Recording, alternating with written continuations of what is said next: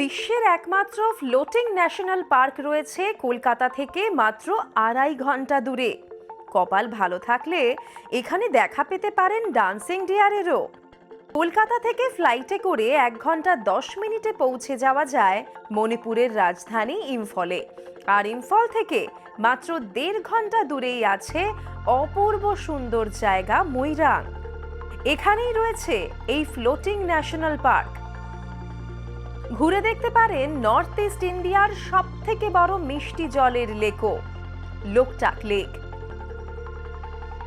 যেখানে বোটিং করার এবং থাকার ব্যবস্থাও আছে। খুব কাছেই আছে ঐতিহাসিক এক জায়গা, যেখানে ব্রিটিশদের সরিয়ে স্বাধীন ভারতের প্রথম পতাকা উত্তোলন হয়েছিল।